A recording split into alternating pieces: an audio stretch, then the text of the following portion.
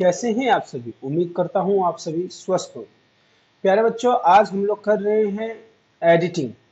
ये editing part है जो सभी कक्षाओं के लिए इम्पोर्टेंट है। 7 to 12 किसी भी कक्षा में आप पढ़ते हो और ये कॉम्पिटिटिव एग्जाम में भी आता है, बट 10th क्लास के लिए सबसे ज्यादा इम्पोर्टेंट है क्योंकि इस बार आपकी बोर्ड कक्षाओं में ये जरूर आएंगे। तो चलिए स्टार्ट कर देते हैं। This is part number 1। ये कौन सा पार्ट है? पहला पार्ट है। The following paragraph has not been edited, there is an error in each line, write the error along with its correction in the space provided.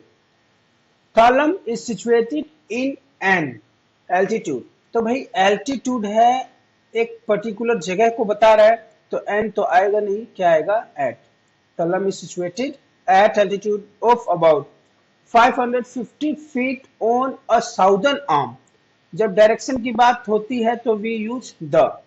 on the southern arm of a deep bay of the western Ghat.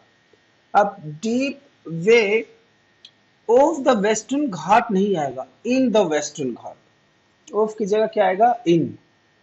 तलम boughs of delight forest scenery.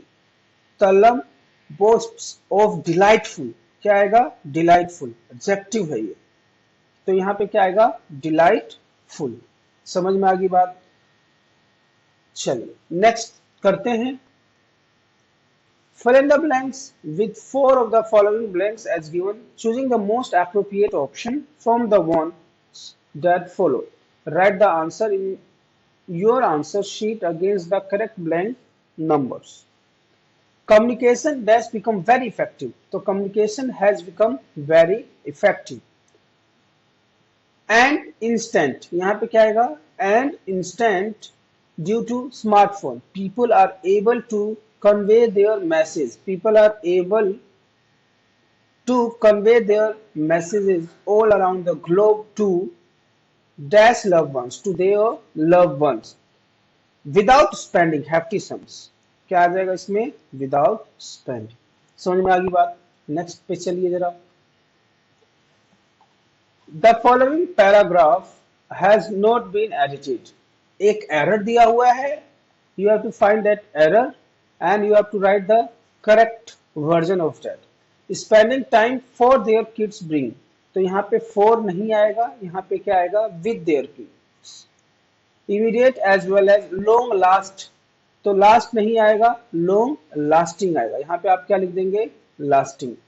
Gain for a parent according to a research, according और research नहीं होता, according to the research होता है। According to the research children with concern parents, children with नहीं आएगा, children of concern parents आएगा। समझ में आ गई बात?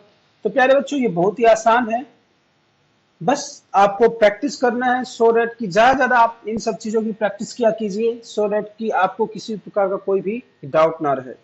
क्लास 10th में जो सेक्शन बी है 10 मार्क्स के लिए आता है, ग्रामर सेक्शन, उसके ऊपर 10 वीडियोस बनी हुई है, उसको आप जरूर देखें सो दैट कि जो भी आपका रिपोर्टेड स्पीच हो गया, सब्जेक्ट वर्ब अग्रीमेंट हो गया, सभी प्रकार के डाउट्स उसमें आ जाते हैं और वो आप कर पाएंगे जब आप उनकी प्रैक्टिस करेंगे।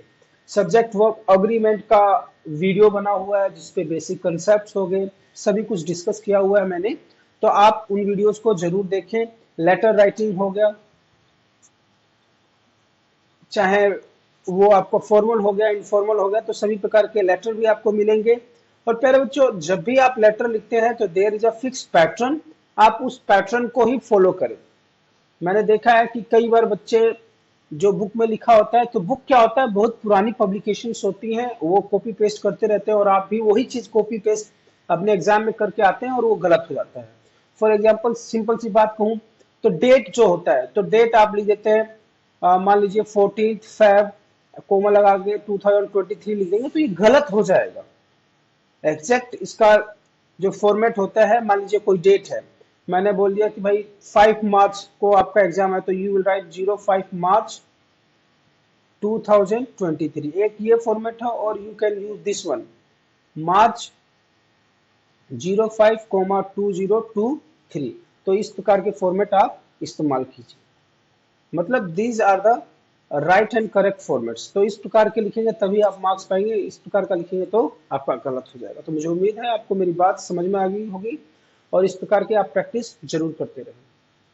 टिल देन टेक केयर, खुश रहिए।